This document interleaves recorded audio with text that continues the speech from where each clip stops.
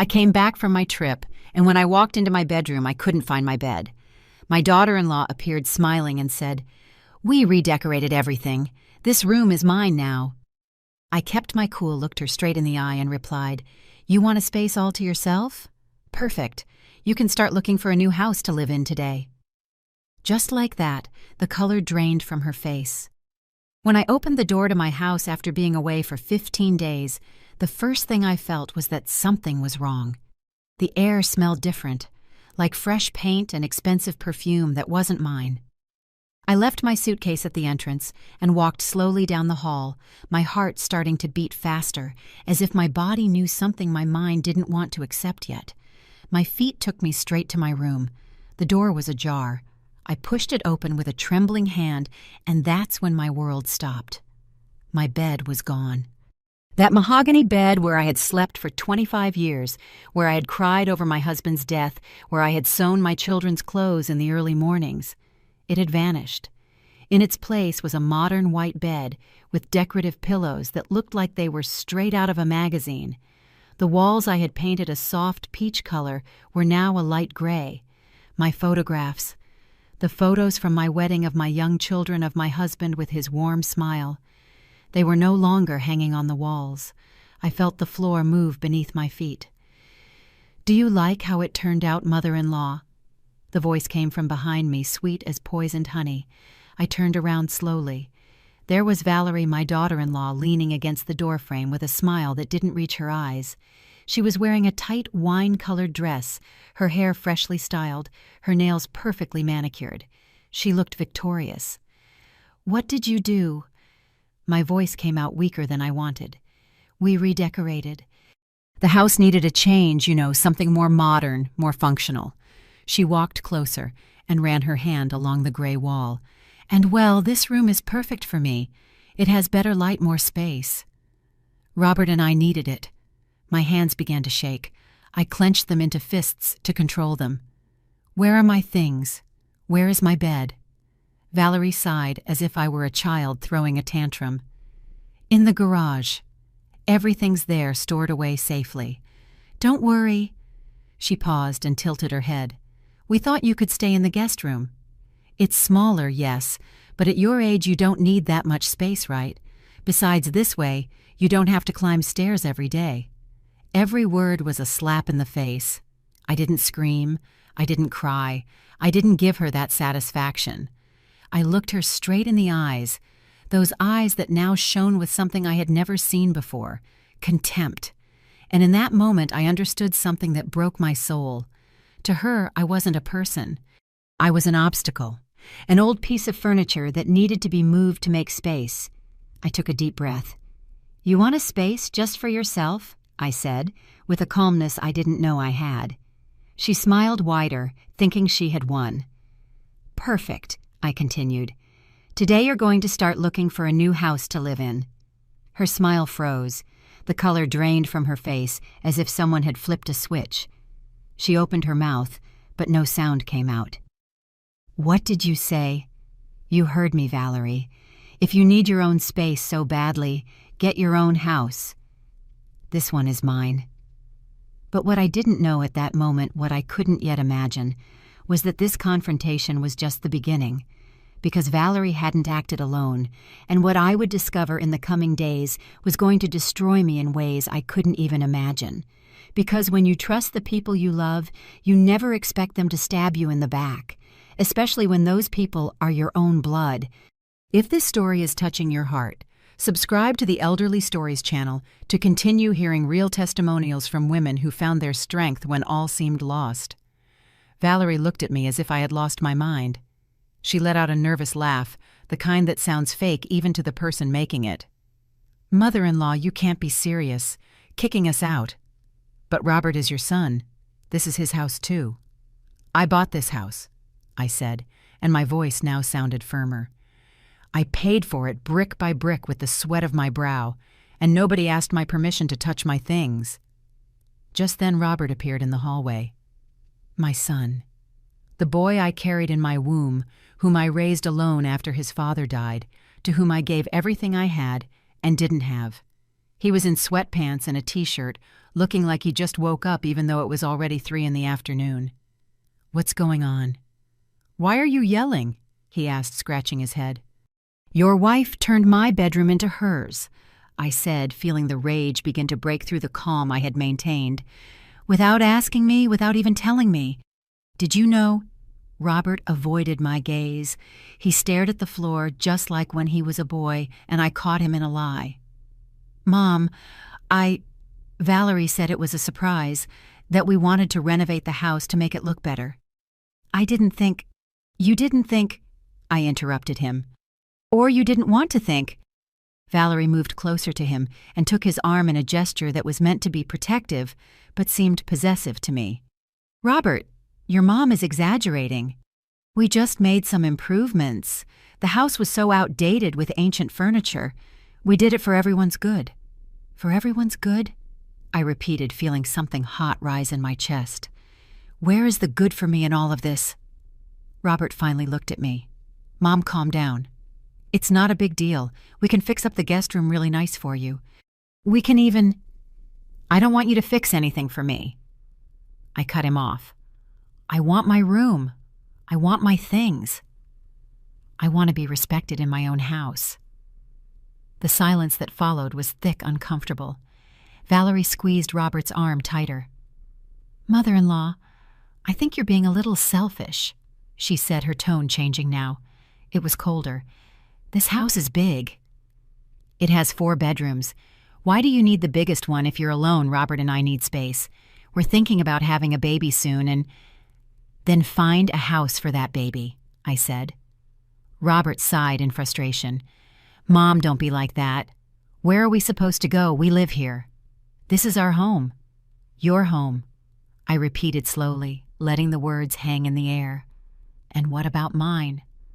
I needed to see my things. I needed to confirm with my own eyes that this wasn't a nightmare. I went down the stairs to the garage with Robert and Valerie following me. When I opened the door, the smell of dampness hit me in the face. There they were, my furniture, my antique wooden dresser that had belonged to my mother, my disassembled bed leaning against the wall, my boxes. I opened one with trembling hands and found my photographs thrown in carelessly, some with broken frames. The photo of my wedding with Louis, the glass shattered right over his smiling face. I felt something inside me break. "We stored them carefully," Valerie said from behind, but her voice sounded hollow without conviction. I took the broken photograph in my hands.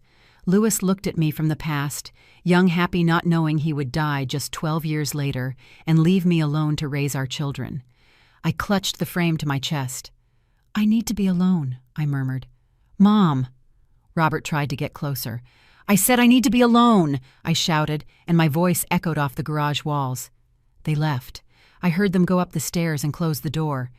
I stayed there sitting on the cold garage floor, surrounded by my life packed in cardboard boxes as if it were worthless. I cried. I cried like I hadn't cried since Louis's funeral. But these tears were different. They weren't tears of sadness for an inevitable loss. They were tears of rage, of betrayal, of a pain so deep it was hard to breathe.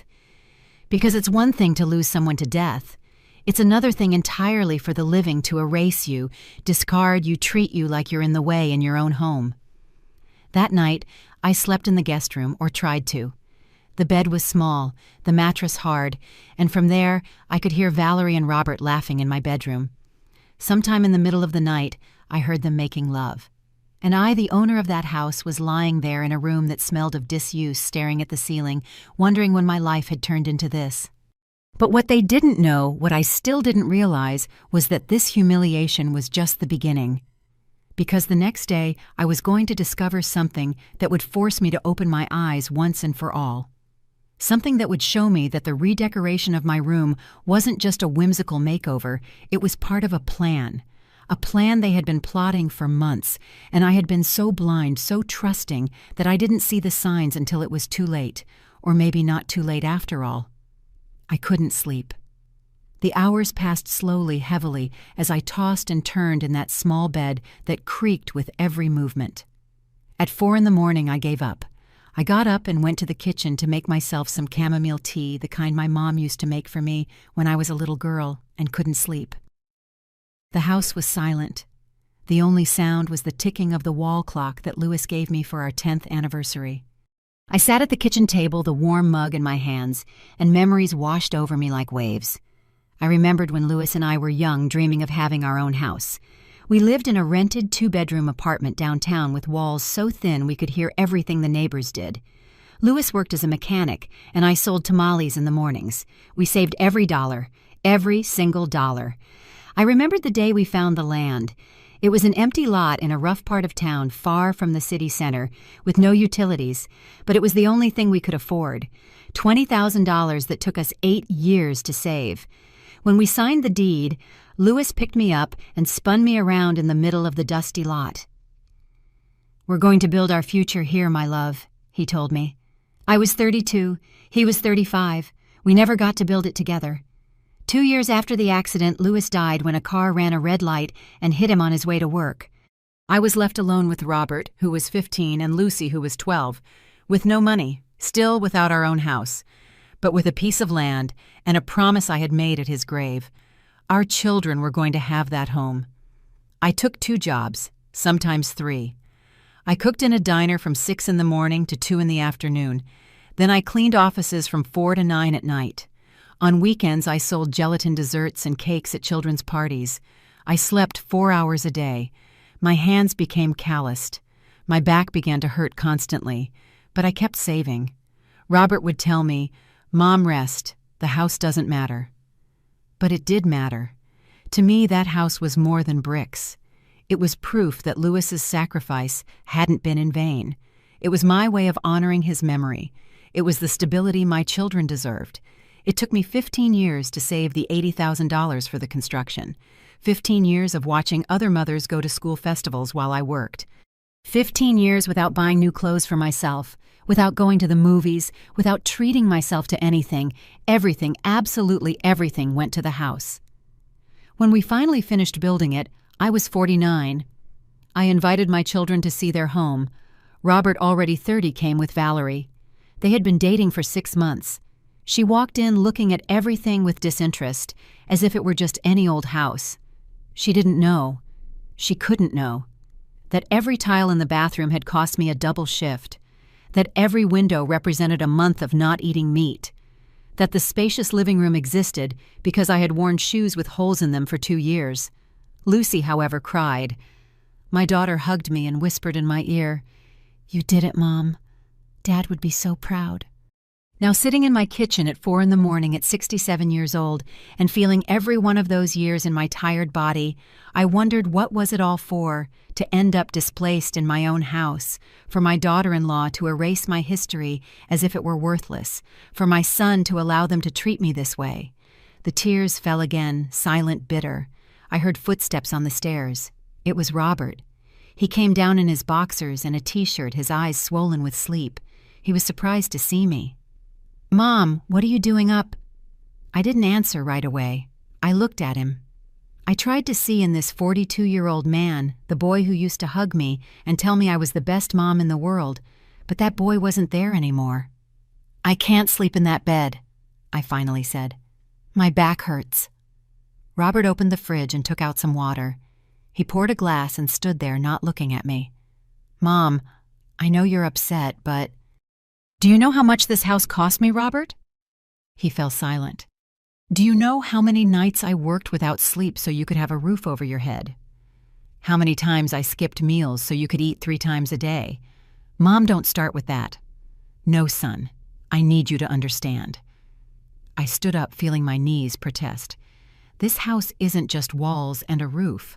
It's my blood, it's my life, and you two are treating it like a piece of property you can just remodel whenever you feel like it.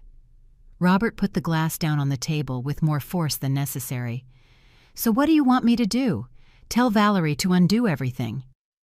"We already spent $15,000 on the remodeling, Mom."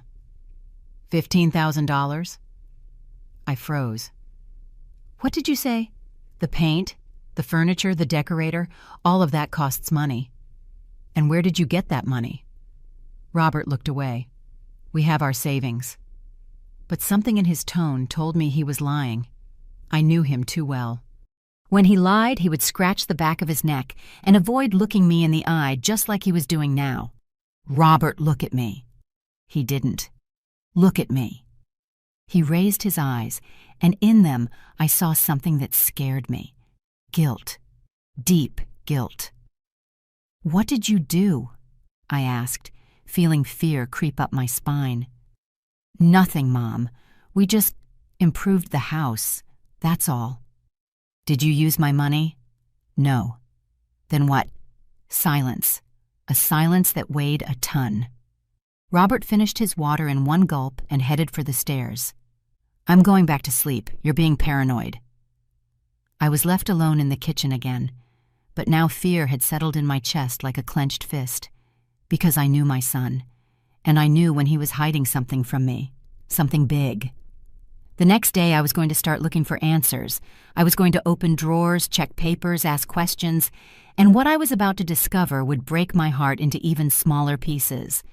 Because sometimes the greatest pain doesn't come from strangers. It comes from the people who swore to love you.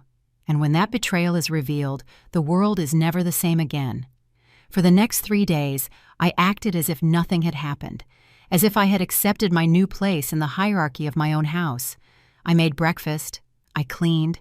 I smiled when I had to smile.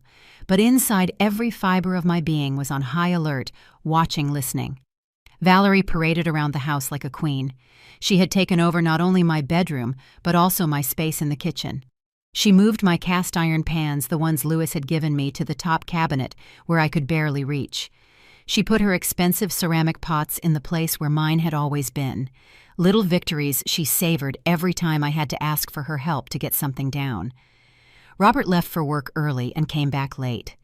An engineer at a construction company, he made good money, but it was never enough for his expenses.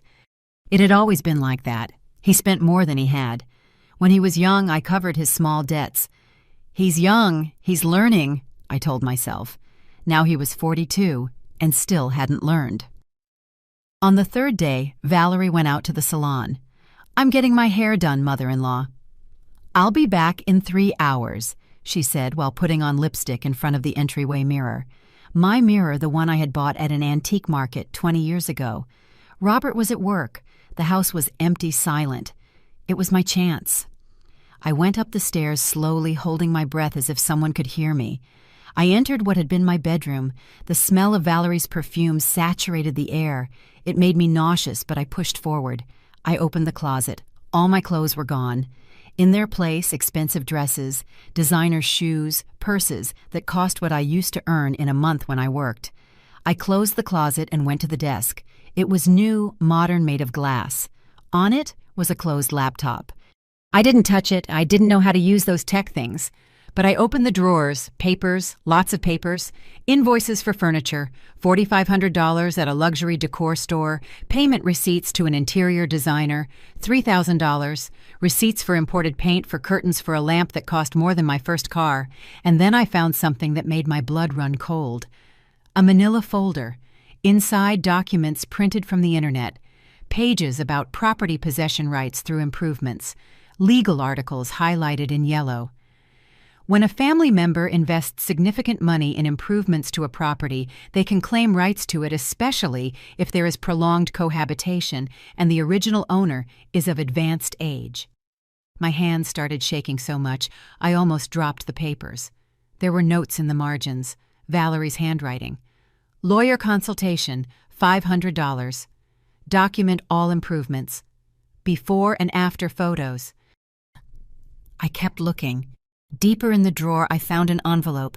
Inside were photocopies of documents, the deed to my house, but these copies had sticky notes on them. Change to joint name. How much possession time is needed? My throat closed up. I couldn't breathe. Valerie hadn't redecorated just for fun. She was building a case. She was documenting investments to claim rights to my house, to the house that I had built with 15 years of my sweat and tears. I took out my cell phone, an old one Lucy had given me, and took pictures of everything with trembling hands. I wasn't sure how the camera worked, but I pressed buttons until I heard the click. I put everything back exactly as it was and left the room. I went down to the kitchen. I poured myself a glass of water but couldn't swallow. The water was stuck in my throat along with the knot of betrayal that was growing and growing. I needed more information. I waited for night to fall. Robert came home at 9, tired. He went straight to take a shower. Valerie was watching TV in the living room on my favorite armchair eating popcorn that she dropped on the floor without picking it up. I went to bed early.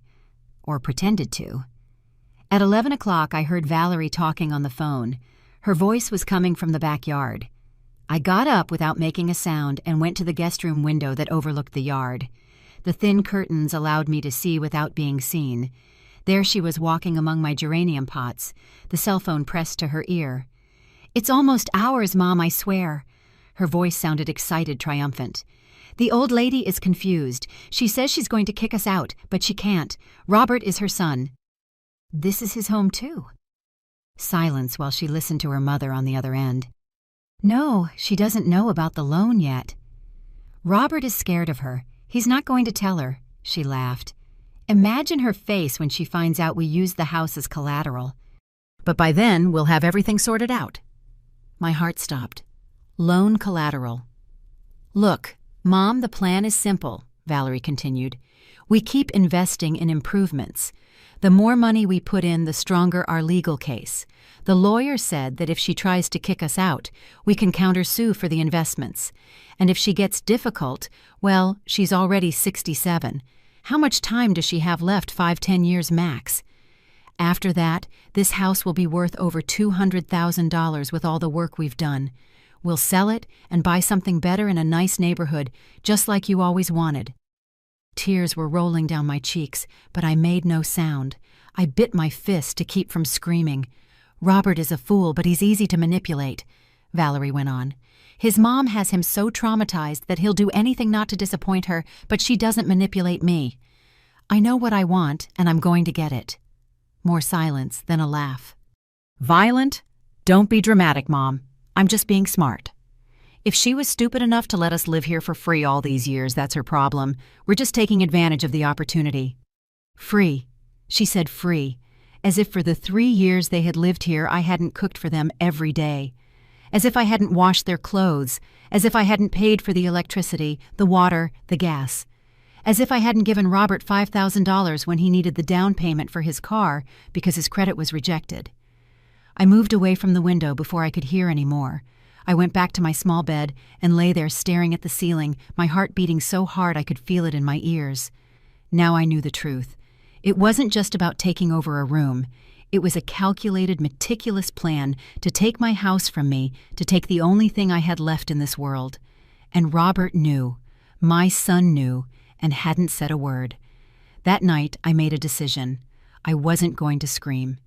I wasn't going to cry anymore. I wasn't going to give them the satisfaction of seeing me broken. I was going to be smart. I was going to plan. And when I struck back, it was going to hurt so much that they would never forget what it feels like to betray the person who gave you everything. But first, I needed help, and I knew exactly who to call. The next day, very early, I dialed a number I hadn't used in months. The phone rang 3 times before someone answered. "Mom, are you okay?" Lucy's voice sounded worried. I never called her so early. "Honey," I said, and my voice broke despite my efforts to sound strong. "I need you to come home. I need your help, and I need you to come now." Lucy arrived 2 days later. She couldn't come sooner. She had hearings scheduled at her law firm in a city a few states away, but she promised she would come for the weekend. Those 2 days were the longest of my life. Valerie noticed that something had changed in me. I no longer smiled at her. I no longer pretended everything was fine. She watched me with suspicion like a cat that knows the mouse is planning to escape. "Is everything okay, mother-in-law?" she asked me on Thursday morning as I was making breakfast. "Perfectly fine," I replied without looking at her. "You seem tense." "I'm fine." She put her coffee mug down on the counter with a loud thud. "Look, if you're still upset about the room, I think you're being very immature. It's time for you to get over it." "Things change. You're getting older. You need to adapt." I turned to look at her. She was wearing a designer tracksuit that cost what I used to earn in a week selling tamales 20 years ago. Her hair was up in a perfect ponytail. Her nails were freshly done, all paid for with money my son went into debt to give her. "You're right," I said with a calmness that surprised me. "Things change." She smiled, thinking she had won again. She had no idea what was coming. On Friday night, Valerie gave me the news. "Mother-in-law, some friends are coming over for lunch tomorrow. We're going to be in the living room, and we need privacy. Can you stay in your room? Oh, and if you could make something tasty, we'd appreciate it. You know your enchiladas are good. Make those."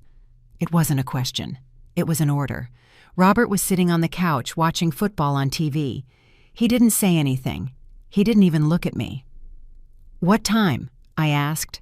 "Around 1 in the afternoon, and please wear something presentable, not that old robe you always wear." I barely slept that night. I knew Lucy would arrive in the morning. I knew I just needed to hold on a little longer, but I never imagined that before my daughter arrived, I would experience the greatest humiliation of my life. Saturday, 11 in the morning.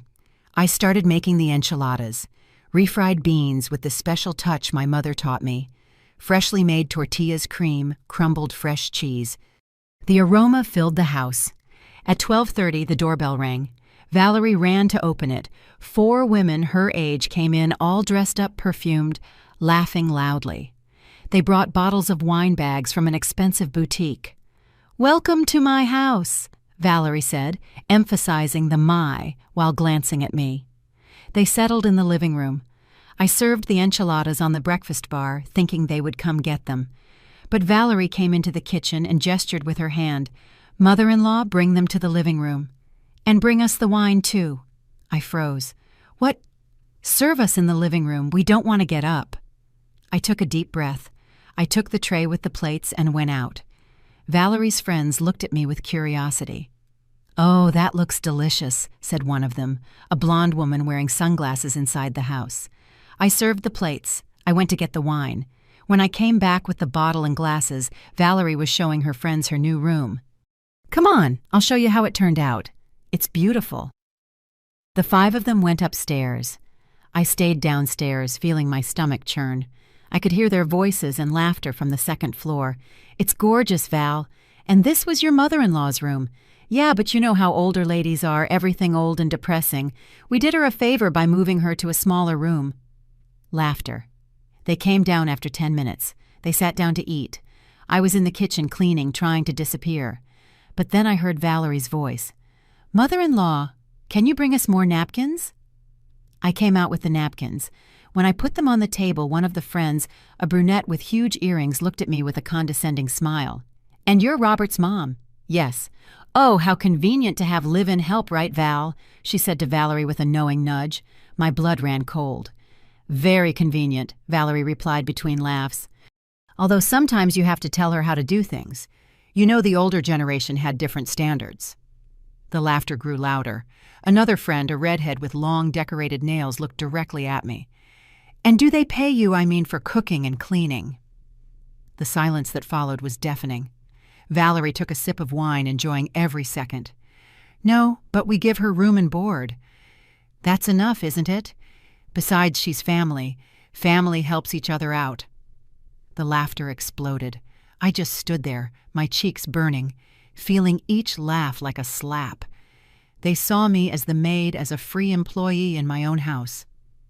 "Mother-in-law, can you clear these plates? We're done." My hands were shaking as I took the plates. One slipped, but I caught it before it fell. More laughter. "Careful now." I went back to the kitchen. I put the plates in the sink. And there, standing in front of the window where the midday sun streamed in, something inside me broke. It wasn't dramatic. It wasn't loud. It was silent, like when glass cracks a fine fracture that changes everything. I leaned on the sink, closing my eyes, breathing deeply. The tears wanted to come, but I didn't let them. I wasn't going to cry. Not anymore. At that moment, I heard a voice behind me. "Mom!" I turned around. Lucy was standing in the kitchen doorway. I hadn't heard her arrive. She had her small suitcase, wearing jeans and a simple blouse. But what I noticed most were her eyes filled with tears of rage. "How long have you been here?" I whispered. "Long enough to hear everything." Her voice trembled. long enough to understand what's happening in this house." More laughter came from the living room. Valerie was telling some story, her voice loud and confident. Lucy dropped her suitcase on the floor and came towards me. She hugged me tight, and in that hug, I allowed myself for a second to be fragile, to be the mother who needed her daughter's comfort. "No more, Mom," she whispered in my ear. "This ends today." She pulled away, wiped her eyes with the back of her hand, and on her face, I saw the same determination I had when I was young, and decided to build this house against all odds. "Where's Robert?" she asked. "He went out, said he'd be back tonight." "Perfect. Then let's get to work. You and I like it always should have been. What are you going to do?" Lucy took my hands, her lawyer's hands soft but firm. "I'm going to do what I should have done a long time ago. Protect you, defend what's yours, and teach that woman that she can't steal your life. Lucy, she has papers plans, and I have the law on my side, and I have something she'll never have." "What's that? Oh, the truth," she said, squeezing my hands. "Now give me your phone. I need to see those pictures you told me about, and then we're going to review every document for this house, every paper, every receipt. We're going to build a case so solid that when we're done, Valerie will wish she'd never set foot in this house." From the living room, Valerie's voice shouted, "Mother-in-law, more wine." Lucy looked at me.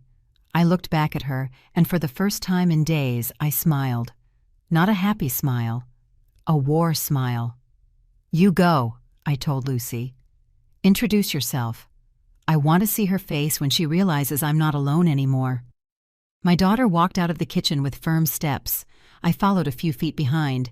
Valerie was pouring more wine when she saw Lucy. Her smile froze. "Lucy, what a surprise." "Hello, Valerie." My daughter said, her voice as cold as ice. "I came to spend a few days with my mom. Hope you don't mind me using my old room. Oh, wait, that's right. It's yours now, isn't it?" The silence in the living room was absolute. Valerie's friends looked between us, not understanding what was happening.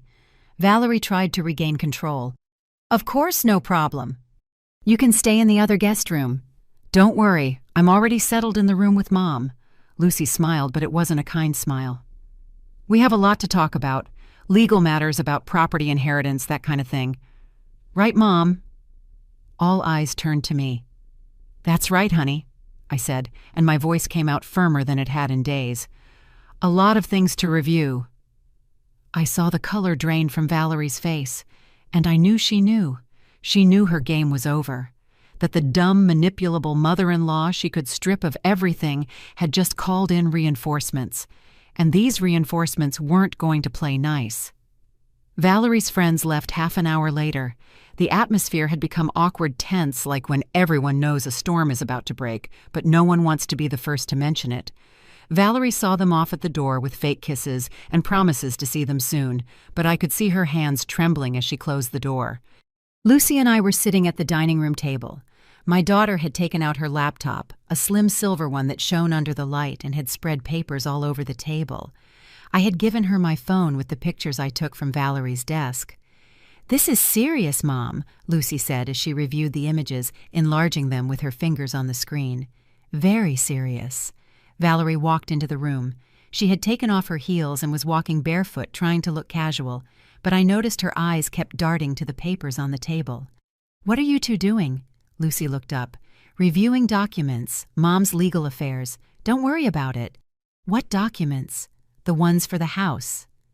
I answered, looking at her directly. "The deed, the payment records, everything that proves who owns this property." Valerie crossed her arms. "No one's saying it's not your house." "Oh, really?" Lucy took out her own phone and pressed the screen. Suddenly, a voice filled the room. Valerie's voice talking on the phone in the backyard. "It's almost ours, Mom. The old lady is confused. She doesn't know about the loan yet." I had recorded everything that night without her knowing. My old phone had a recorder function that Lucy had taught me to use months ago. The color drained from Valerie's face. She opened her mouth, but no sound came out. "Sit down," Lucy said in her lawyer voice, the kind that doesn't take no for an answer. Valerie remained standing. I said sit down. Valerie obeyed, collapsing onto the sofa as if her legs could no longer support her. Lucy stopped the recording. Now we're going to talk, and you're going to tell me the truth. What loan? I don't know what you're talking about. Don't take me for an idiot. Lucy's shout surprised even me. My daughter had always been calm, measured. I have the recording. I have pictures of legal documents you were researching about possession rights. I have receipts for $15,000 in renovations that were not authorized by the owner of this house. So I'm going to ask you one more time, what loan? Valerie bit her lip, her eyes filled with tears, but I no longer felt any pity. I just wanted answers. Robert, she began in a broken voice. Robert took out a loan. For how much? Silence. How much? $25,000. I felt like I'd been punched in the stomach. $25,000, more than it cost to build part of this house. And what did you use as collateral? Lucy asked, although her tone suggested she already knew the answer. The house, Valerie whispered. But it's not what you think. It's not what I think. Lucy stood up, pacing around Valerie like a lawyer cross-examining a witness. You used my mother's house without her knowledge, without her signature as collateral for a loan. Do you have any idea that's fraud? We have the signature, Valerie burst out. Robert forged it. She covered her mouth, but it was too late. The words were out. The world stopped. What did you just say? My voice was barely a whisper. Valerie started crying for real now, with sobs that shook her body. We didn't want to do it like this, but we needed the money. Robert has debts, a lot of debts you don't know about, Mom. Credit cards, personal loans. If we didn't pay, they were going to sue him, put him in jail. And your solution was to steal from his mother. Lucy's voice was like steel. To forge her signature. We were going to fix everything before you found out. Valerie looked at me desperately. The plan was to remodel the house, increase its value, and then sell it. With that money, we would pay off the loan and give you your share. We were going to buy you a small, comfortable apartment where you wouldn't have to worry about anything. Where I wouldn't be in the way. I finished the sentence for her. A heavy silence fell. And the legal research on possession rights, Lucy continued. Was that also part of this generous plan? Valerie didn't answer. That's what I thought. Lucy went back to her laptop. Mom, give me the deed to the house. I stood up on shaky legs and went to my room, the guest room where I now slept. From the bottom of my suitcase, I took out a yellow envelope where I kept the most important documents of my life. The deed was there, protected in a plastic sleeve. I brought it to Lucy. She reviewed it carefully, turning each page with a lawyer's attention. Here it is, she said after a few minutes. Spousal Protection Clause. Dad was very smart when he drafted this with the notary. The house is solely in Mom's name. For any transaction, sale, or use of the property as collateral, her notarized signature is required with 2 witnesses.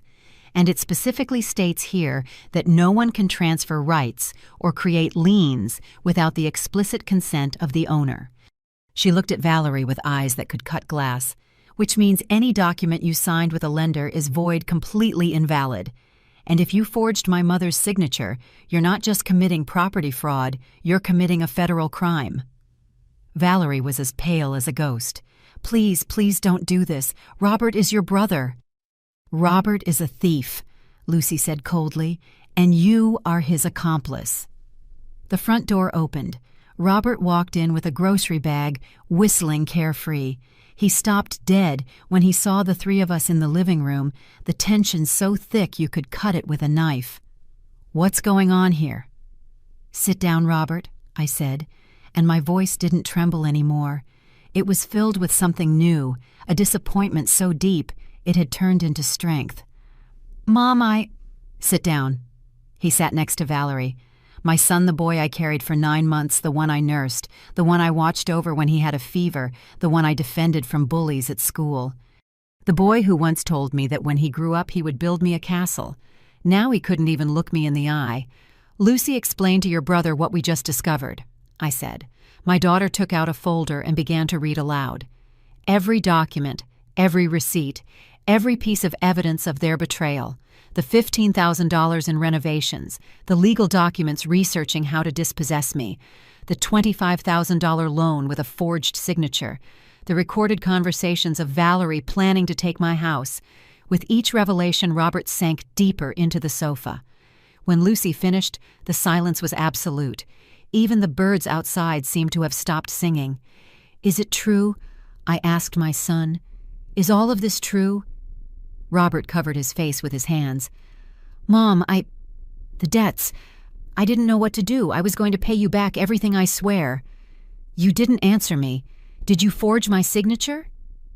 He looked up. His eyes were red. "Yes." That simple word fell like a stone into a bottomless well. "Then this is what's going to happen," Lucy said, taking control. "You have 48 hours to get out of this house. You will take only your clothes and personal belongings. All the furniture you bought with the fraud money stays here." "You can't kick us out," Valerie shouted.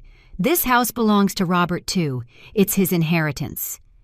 "It was his inheritance," I corrected her, "until he decided to rob me while I was still alive."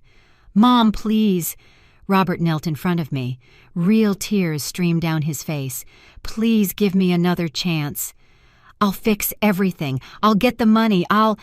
You'll what, Robert? Are you going to give me back my dignity? Are you going to erase the fact that you allowed me to be treated like a maid in my own house?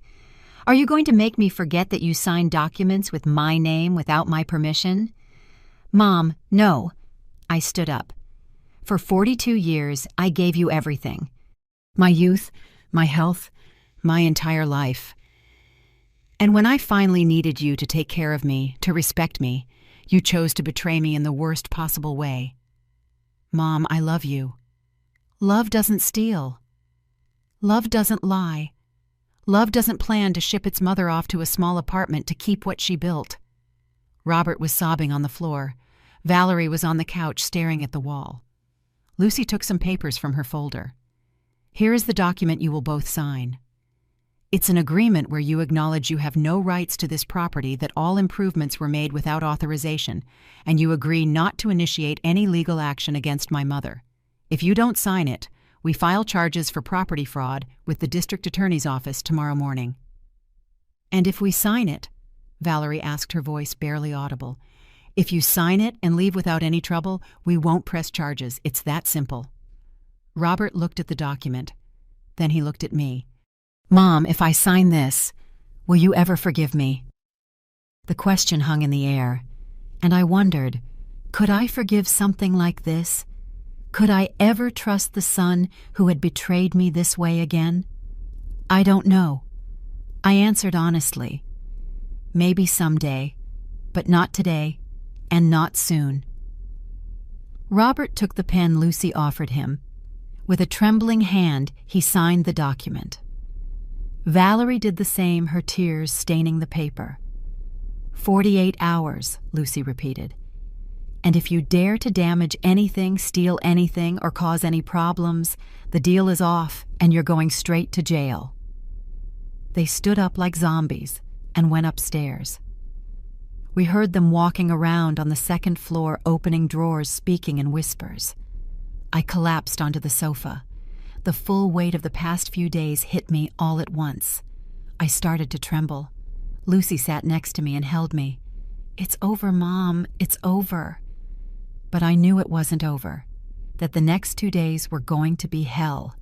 That watching my son pack up his life and leave the house I built for him was going to break me in ways I couldn't even imagine. But I also knew something else, that for the first time in a long time, I wasn't alone, and that this battle, finally, I was going to win. The next 2 days were a silent torture. Robert and Valerie moved through the house like ghosts, avoiding my gaze, packing their things into cardboard boxes they got from the supermarket. The sound of packing tape sealing the boxes became the soundtrack of those 48 hours. Lucy never left my side. We slept together in the guest room, holding each other, like when she was a little girl having nightmares. But now the nightmare was real, and we were wide awake living it. On Monday morning, the deadline, Lucy decided it was time for one last conversation. A conversation to lay everything on the table, without yelling, without tears, just truths. "We need to close this properly," she told me as we had coffee in the kitchen.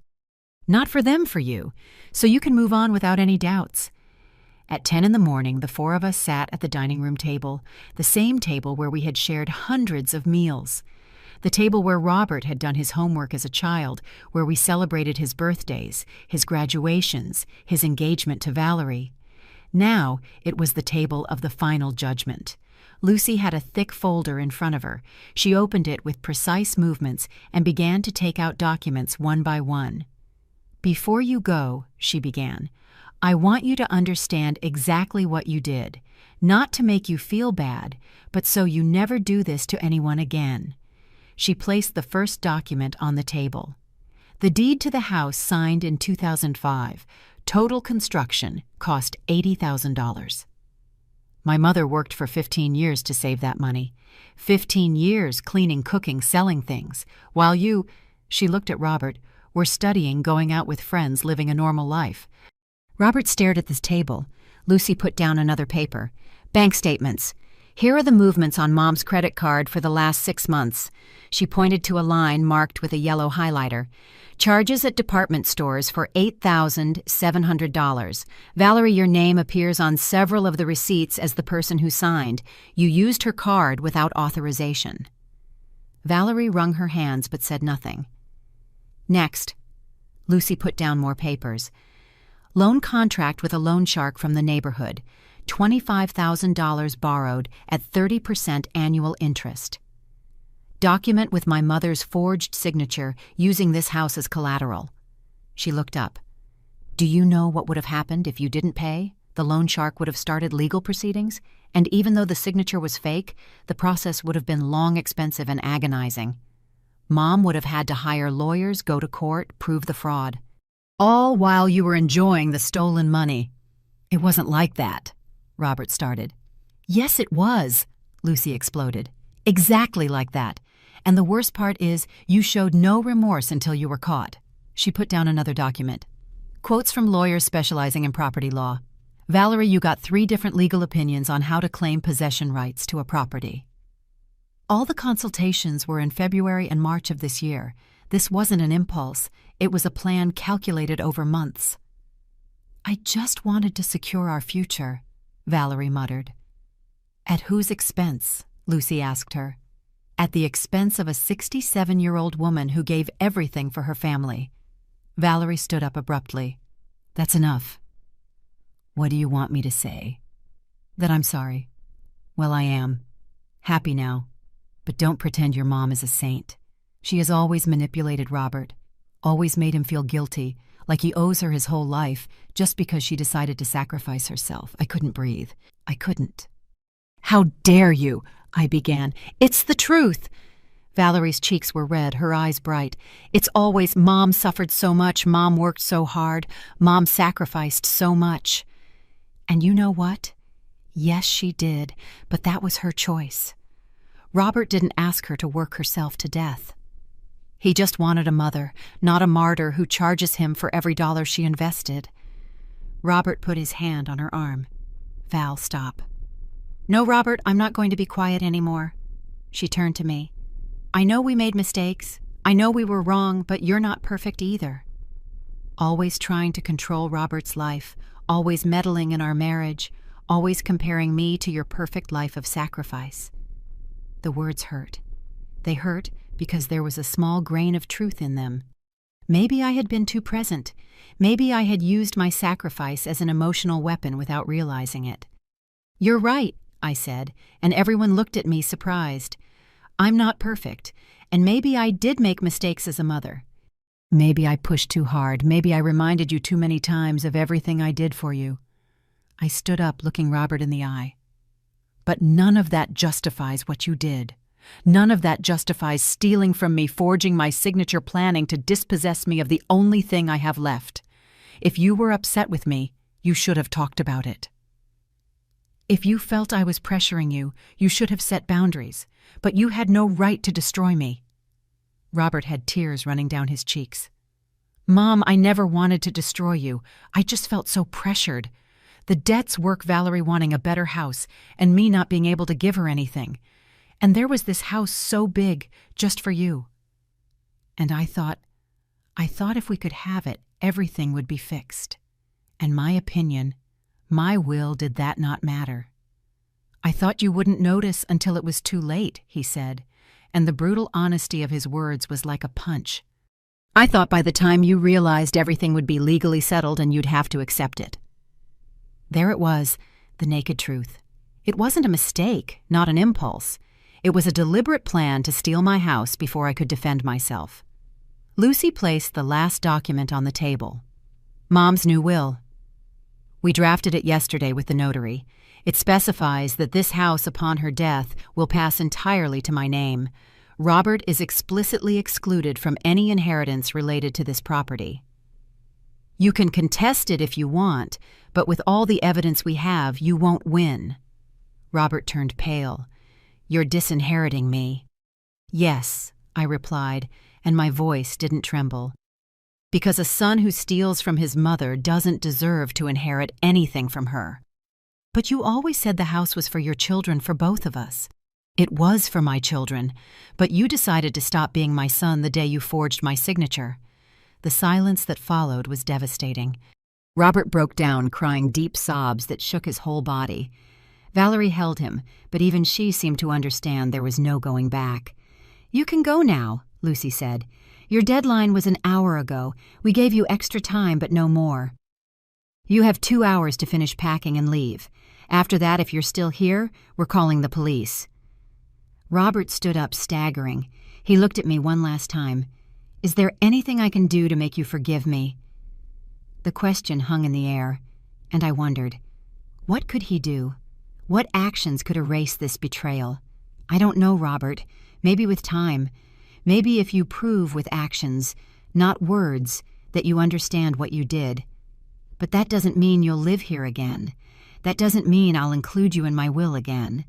Some things once broken can never be the same.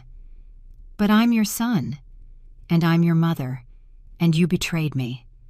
I took a breath. "Now go, please, before I regret not pressing charges." They went upstairs for the last time. Lucy and I followed to make sure they didn't take anything that wasn't theirs. We watched them put the last of their things in suitcases, take down their decor from my bedroom, watched Valerie remove the expensive curtains she had bought, the framed pictures of the two of them, the modern lamp. When they finished, they brought the suitcases down. 4 large suitcases, 3 boxes. That was all they were taking from 3 years of living here. Robert loaded everything into his car parked outside, a car for which I had given him the down payment 2 years ago. Before getting in, he turned one last time. "Take care, Mom." "Robert," I said, and closed the door. I stood there on the other side, listening to the engine start, to it driving away, to my son leaving my house maybe forever. Lucy hugged me from behind. "You did the right thing, Mom." "Then why does it hurt so much?" I whispered. "Because love doesn't just turn off overnight. Because even though he did a terrible thing, he's still your son. And that's the hardest part of all of this. That the pain comes from exactly that love." I cried in my daughter's arms. I cried for the son I lost. Not to death, but to betrayal. And that kind of loss hurts in ways death never could. But when the tears finally dried, when I pulled away from Lucy and looked at my house free of invaders, free of lies, I felt something new growing in my chest. It wasn't happiness, not yet. It was something smaller, more fragile, but real. It was peace, and in that moment, I knew I was going to be okay, that it might take time, that I might never be the same, but I was going to survive this, because I had survived worse things, and I had always pulled through. The days after Robert and Valerie left were strange. The house felt different, quieter, bigger. Sometimes I would find myself setting 3 plates on the table out of habit, and then I'd have to put one away when I remembered it was just Lucy and me now. My daughter stayed for a full week.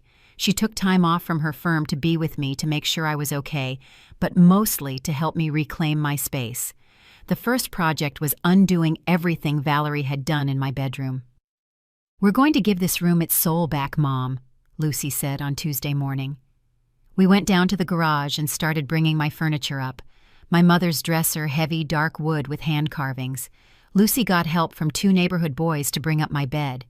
When they assembled it in its original spot, I sat on the mattress, and something inside me settled. "It doesn't smell like her perfume anymore," I said. We kept the windows open all week. The smell left, and so did she. Lucy hung my photographs back on the walls. "Look, Mom, here are you and Dad on your wedding day. So young." The photo looked at me from its frame, the glass now repaired. Louis in his brown suit, me in my simple white dress. We had our whole lives ahead of us. We didn't know his would be so short and mine so difficult. "I miss him," I whispered. "Especially now. He would know what to do about Robert." "I think he would have done exactly what you did," Lucy said.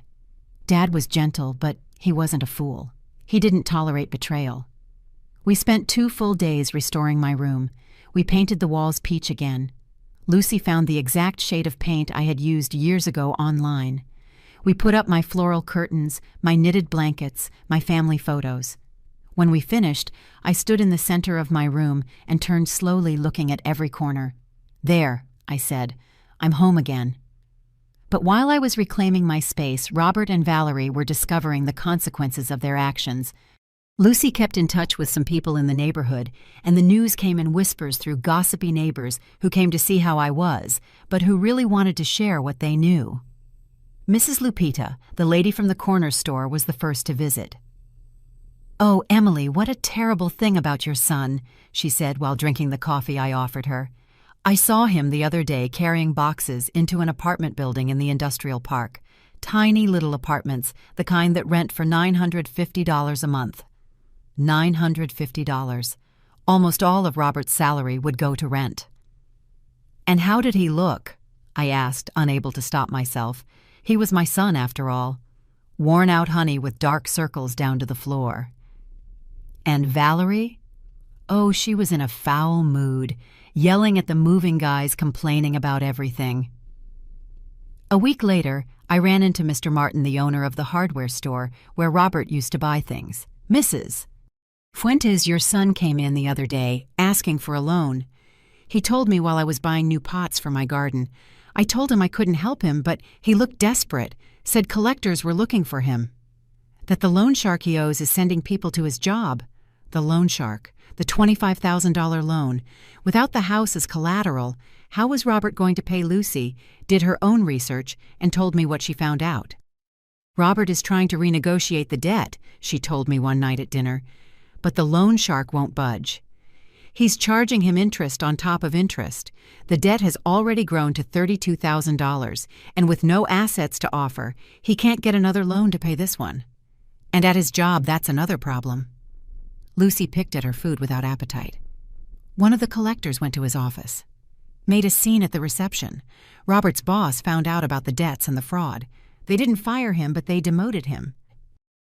He's no longer a supervising engineer. Now he's an assistant. They cut his salary almost in half." I put my hand to my chest. As much as Robert had hurt me, he was still my son, and hearing how his life was falling apart pained me in complicated ways. And Valerie, she's the one really suffering. Lucy almost smiled, but it was a sad smile. She had to get a job for the first time in years. I saw her at the supermarket 2 days ago. She was filling out a job application to be a cashier. The image of Valerie, always so put together, so smug working as a cashier, was hard to imagine. 2 weeks after the eviction, I received a call. It was an unknown number. I hesitated before answering. "Hello, Emily. It's Claudia, Valerie's mom." Claudia. Valerie's mother, the one who told her daughter she was smart for trying to steal my house. "What do you want?" "I need to talk to you." Her voice sounded tired. "Can we meet?" "I have nothing to talk to you about." Please, just half an hour. I promise it'll be worth your while." Something in her tone made me agree. We arranged to meet at a coffee shop near my house the next day. Claudia arrived on time. She was a woman my age, well-dressed, but her face was marked with exhaustion. She sat across from me and ordered a black coffee. "Thank you for coming," she said. "You have 20 minutes, I replied coldly. She sighed deeply. "I came to apologize on behalf of my daughter and myself. Apologize. I knew what Valerie was planning. She told me everything. And instead of stopping her, I encouraged her. Her eyes filled with tears. I thought she was being clever, that she was securing her future. I didn't think about you. I didn't think we were destroying a family. And now you think about it. Now I see my daughter shattered, crying every night, working jobs she hates, living in an apartment where you can hear everything from the neighbors. And the worst part is Robert blames her. He says it was all her idea, that he never would have done anything if she hadn't pressured him. And was it? Claudia shook her head. I don't know. I think they were both at fault, but Robert is a coward. He'd rather blame her than accept his responsibility. And Valerie, my daughter, is paying a very high price, as she should. I know. Claudia picked up her coffee with trembling hands. I just came to tell you that I'm sorry, and that if you can ever forgive Valerie, she is repentant, truly. I just looked at her. This woman who had encouraged her daughter to rob me, who had participated in the plan. Now she came full of regret because it all went wrong. Forgiveness isn't asked for, Claudia. It's earned. And your daughter has a very long road ahead of her if she wants to earn it. I understand. And tell her something for me. Tell her to learn her lesson. That you should never, ever try to build your happiness on the destruction of someone else. Because life has a way of settling those accounts. Always. Claudia nodded, finished her coffee, and left. I never saw her again. That night, Lucy and I had dinner in the garden. I had bought some string lights and hung them in the trees, even though it wasn't Christmas season. I just wanted my house to feel joyful again. How are you feeling, Mom? Lucy asked. Strange, I admitted. Sad, angry, relieved all at the same time. That's normal. You lost your son, but you got your house back. It's a painful trade. Do you think Robert will ever come back? Apologize for real. Lucy thought for a moment. I don't know, Mom. Maybe. Or maybe he'll never find the courage. Some children never learn. And me, will I be able to forgive him? Only you know that, and only time will tell. I looked at my house lit up with colorful lights, my garden with my healthy geraniums. My space reclaimed, my dignity restored, and I knew that whether I forgave Robert or not, I was going to be okay, because I had learned the most important lesson of all. That love doesn't mean allowing abuse, that setting boundaries isn't cruelty, that protecting yourself doesn't make you a bad mother. It makes you human, and it makes you strong. Lucy had to go back to her city after 2 weeks. Her job needed her. Her life was there. She hugged me tight at the door before she left.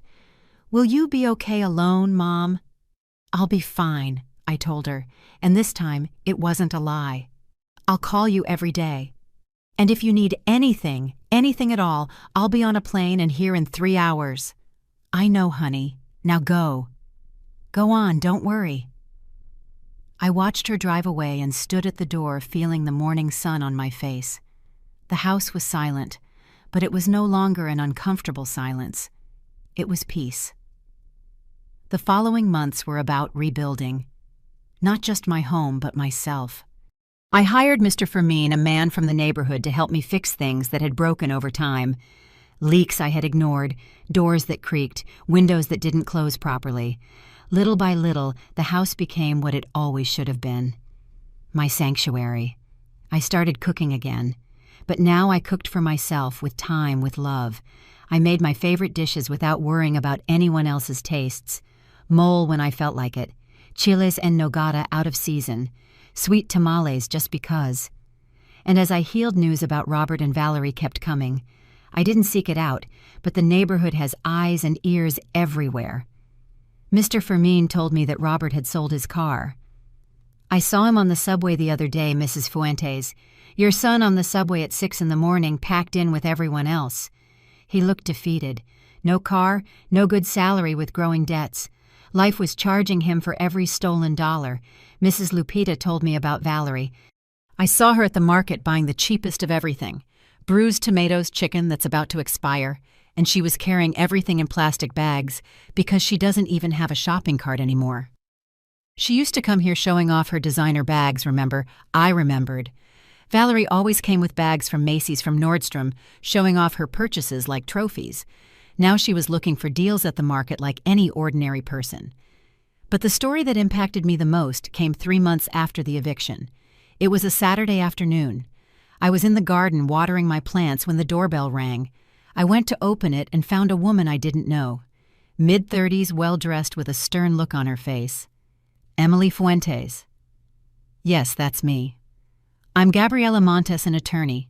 I represent Mr. Julio Estrada, the lender to whom your son Robert owes $32,000. My heart sped up. I don't owe anyone anything. I know. But your son used this house as collateral, and although we know the signature was forged and the document is void, my client wants to recover his money. I came to ask if you would be willing to— No, I interrupted her. Whatever you're going to ask, the answer is no. That debt is not mine, it's Robert's, and he can pay it. The lawyer sighed. Mrs. Fuentes, I understand your position, but your son has no way to pay. My client is considering other measures legal, but unpleasant. Are you threatening me? No, ma'am. I'm just informing you. Robert filed a complaint alleging that you knew about the loan and are now refusing to help him. It's a lie, we know, but I wanted you to know. I felt my blood boil. My son filed a complaint against me 2 weeks ago. It was immediately dismissed because it had no legal basis, but he did it. When the lawyer left, I sat on the sofa feeling like the world was spinning. Robert hadn't just stolen from me, hadn't just betrayed me. Now he was trying to blame me for his debts. I called Lucy immediately. Mom, breathe, breathe, she said from the other end of the line. That complaint has no value. It's a desperate attempt by Robert to get himself out of trouble. How could he do that, Lucy? How could he try to drag me into his problems after everything? Because he's scared, because he's a coward, and because he still hasn't learned that actions have consequences. Well then, let him learn the hard way. And so he did. 2 weeks later, I heard from Mrs. Lupita that Robert had been officially sued. The loan shark lost his patience and took the case to court. With no assets to seize, they requested direct payroll deduction. 30% of Robert's salary would go directly to paying off the debt for the next 5 years. The boy won't even be able to breathe, Mrs. Lupita said, shaking her head. With the little he earns and taking away 30%, they'll be living on a prayer. And so it was. Valerie had to get a second job. I saw her one night when I went to the 7-Eleven near my house. She was there behind the counter in the red and green uniform, attending to customers with an exhausted face. Our eyes met. She turned pale. I didn't say anything, paid for my things, and left. But I saw in her eyes everything she had lost. Her arrogance, her confidence, her perfect plan for an easy life. Justice doesn't always come with dramatic blows. Sometimes it comes like this, slow, steady, like water wearing away a stone. 4 months after the eviction, I received a call from a number I didn't recognize. This time, it was Robert. Mom. His voice sounded broken small.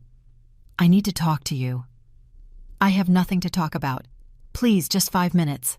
I need to ask you something. Something in his tone made me agree. We met at the same coffee shop where I had spoken with Claudia. Robert arrived looking unrecognizable. He had lost weight.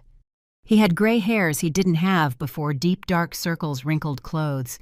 He sat in front of me and couldn't look me in the eye. Thanks for coming, he murmured. What do you want, Robert? I came to apologize. For real, without excuses, without justifications. What I did was unforgivable. I stole from you, I betrayed you. I tried to take what was yours, and then, like a coward, I tried to blame you for my own mistakes. The words sounded sincere, but I didn't know if I could believe him anymore. And what do you expect me to do with that apology? Nothing. I don't expect your forgiveness. I don't deserve it. I just needed you to know that every day I wake up with the weight of what I did, that I can't sleep thinking about your face when you found out everything, that I've lost my mother because of my own stupidity. Does Valerie know you're here? Valerie and I separated. I remained silent. It didn't work. When the money ran out, when we had to face reality, we realized we had nothing else. Our marriage was built on comfort and appearances. Without that, only resentment was left. He rubbed his face. She went to her mother's 2 weeks ago. We signed the divorce papers yesterday. And you came to tell me this. Why? Because I needed you to know that I'm paying.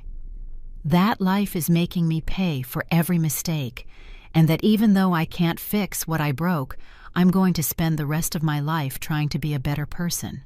Not for you. For me. Because I don't want to end up alone, bitter with nothing and no one. I kept looking at him, my son, the man who had been a sweet boy who brought me flowers from the garden, the one who hugged me and told me I was his hero. Where had that boy gone? Robert, I don't know if I can ever fully forgive you. I don't know if our relationship will ever be what it was, but I took a breath. I hope you find peace. That you learn from this, and that you never ever do to anyone what you did to me. Does that mean... It doesn't mean anything yet. It means I'm open to seeing what you do with your life from now on. Words are easy, Robert. Actions are what count. Tears welled up in his eyes. Thank you, Mom. It's more than I deserve. He stood up to leave. Before leaving the coffee shop, he turned. I love you, Mom. I've always loved you, and I'm so sorry I hurt you. I watched him go walking slowly with slumped shoulders, and I felt something strange in my chest. It wasn't forgiveness. Not yet. But maybe it was the beginning of something. A very long road to healing. Because poetic justice doesn't always mean total destruction. Sometimes it means giving someone the chance to rebuild themselves from the ashes of their own mistakes. And maybe, just maybe, Robert would make it. Or maybe not. But that was no longer my responsibility. My only responsibility now was to myself. And for the first time in a long time, I was okay. It's been 8 months since Robert and Valerie left my house. 8 months that feel like a lifetime. Now when I wake up in the morning, the first thing I do is open the curtains in my room and let the sun in. The light fills the space and touches every object I recovered. My mother's dresser, the photographs on the walls, the knitted quilt my sister gave me when we first moved in. Everything is in its place, and so am I. I've learned to live alone again. It's not a sad loneliness, the kind that crushes your chest. It's a chosen, quiet loneliness. It's mine. Lucy comes to visit once a month. She stays for the weekend, and we cook together like when she was a little girl. She teaches me how to use my phone better. Now I can even make video calls. She shows me pictures of her life a few states away, of her work, of her friends. She tells me her plans. And I listen with pride, knowing that at least one of my children grew up to be a good person. Mom, you need to meet someone, she told me on her last visit. You can't stay cooped up here forever. I'm not cooped up, honey. I'm where I want to be. But a partner, some friends, something. I smiled at her. I have friends. Mrs. Lupita and I play dominoes on Thursdays. I joined a church group that does crafts, and Mr. Fermin invited me to the Saturday afternoon dances at the community center. Really? Lucy looked at me surprised. And have you gone? I went once. I laughed. I danced with a very kind gentleman named Arthur. 72, a widower with 3 daughters who live out of state. He stepped on my feet twice, but it was fun. My daughter hugged me. Oh, Mom, I'm so happy to see you like this. After everything that happened, I thought you'd become bitter angry at the world. I was angry. For a long time. But anger is like a poison you drink, hoping it will kill the other person. It only poisons you. I looked out the window at my garden. I decided I had wasted enough time. I wasn't going to waste any more on grudges. That night, after Lucy went to bed, I was alone in the living room. I took out an old box from under my bed. Inside were all the letters and drawings Robert had made for me as a child. For the best mom in the world, one said in his crooked, childish handwriting. A drawing of the 3 of us, Louis, Robert, and me, holding hands in front of a house. I cried, not from rage, from sadness, because that child existed. That love existed. And even though the adult Robert had betrayed me, the child for whom I was once, everything was also real. I put the box away again. I didn't throw it out. Maybe someday I would need it to remember that people are complicated, that we can love and hurt, that we can be good and make terrible mistakes. Robert has called me 3 times in these 8 months, short, awkward conversations at first. He tells me he got a new job, better paying, at a small construction company, that he's living in a rented room alone learning to cook, that he's going to therapy to understand why he made the choices he made. I haven't given him false hope. I haven't said all is forgiven, because it's not. But I listen. And maybe with time we can build something new. Not what we had before. That's dead. But maybe something different, more honest, more real. Or maybe not. And that's okay too. Because I learned that a mother's love doesn't mean sacrificing yourself until you disappear. It doesn't mean letting them walk all over you because they're your blood. True love includes boundaries. It includes respect. It includes the dignity to say, this far and no further. This house I built with my own hands, brick by brick, dollar by dollar, is no longer just a building. It's a symbol. It's proof that I can survive impossible losses, that I can get up when I'm knocked down, that my worth doesn't depend on whether my children acknowledge me or not. I am worthy because of who I am, because of what I've built, for the battles I've won and the ones I've lost, for every scar I carry with dignity. Now when I walk through my house, I touch the walls and whisper to them, we endured. You and I, we endured together. And it's true. The other day, Mrs. Lupita told me that Valerie left the neighborhood, that she moved to another state with her mother, that she left everything behind and started over. I wish her the best. I really do. Because holding a grudge is like carrying stones. They only weigh you down. Mr. Fermin told me he saw Robert at church last Sunday. He looked different, ma'am. More humble, more present. Maybe he's changing. Maybe not. Time will tell. But I'm no longer waiting for anyone to change for me to be happy. I no longer need my children's validation to know I was a good mother. I did the best I could with what I had. I gave everything I had to give. And if that wasn't enough for Robert, that's his problem, not mine. Tonight I sat in my garden with a cup of chamomile tea. The colorful lights I never took down illuminate the trees. It's cold, but I like the feel of the fresh air on my face. It reminds me that I'm alive, that I survived. And as I sit there thinking about everything that happened, about everything I lost, and everything I gained, I come to a simple but powerful conclusion. It was worth it. It was worth fighting for what was mine. It was worth setting boundaries, even though it hurt. It was worth saying no, even when they called me selfish. It was worth defending myself, even if it meant losing temporarily or forever the relationship with my son. Because at the end of the day, when I close my eyes in my bed, in my room, in my house, I can sleep in peace. I don't have to wonder who will try to dispossess me tomorrow. I don't have to walk on eggshells in my own home. I don't have to pretend everything is okay when it's not. I am free, and that freedom, that peace is priceless.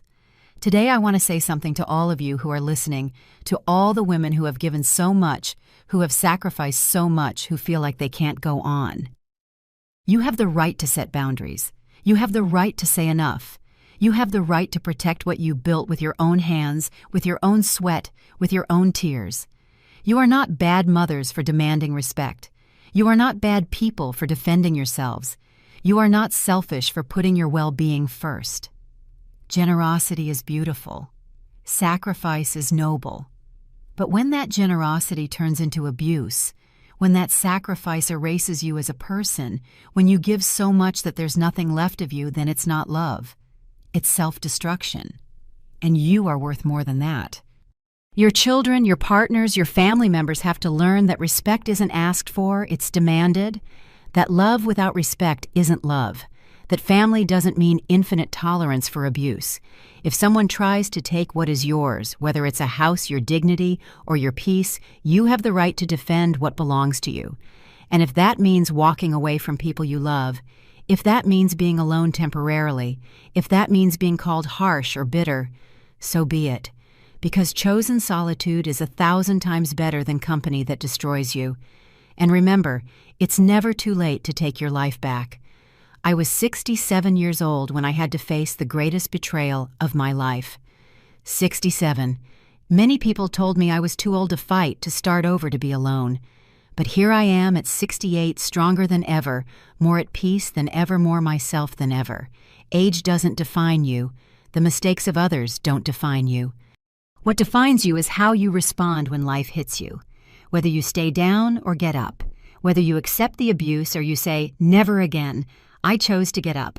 And if you're listening to this and you're going through something similar, I want you to know you can get up too. You have that strength inside you. Maybe you don't believe it now. Maybe you feel broken, finished, too tired to fight. But the strength is there waiting. You just need to make the decision. One decision at a time, one day at a time, one boundary at a time. And one day, I don't know when you'll wake up and realize you survived, that you moved on, that you got your life back. And that day you will smile and you will know that every tear, every fight, every moment of pain was worth it. Because in the end, the only thing that really matters is this. Can you look at yourself in the mirror and be proud of the woman you see? Can you sleep in peace, knowing you defended yourself? Can you live with dignity in the space you built? If the answer is yes, then you've won. And I, Emily Fuentes, 68 years old, owner of this house that I built with my own hands, can say with all my heart, I won. If this story touched your heart, if it made you reflect on your own life, leave me a comment telling me where you're watching from. Share your country, your city, and if you know someone who needs to hear this message, share this video. Give it a like so more women can find the strength they carry within, and subscribe to the Elderly Stories channel to continue joining us for more real-life stories of real women who found their dignity when all seemed lost. Remember, your life belongs to you, your space belongs to you, your peace belongs to you, and nobody has the right to take it away. See you in the next story. Take good care. And never forget, you are worth everything. The end.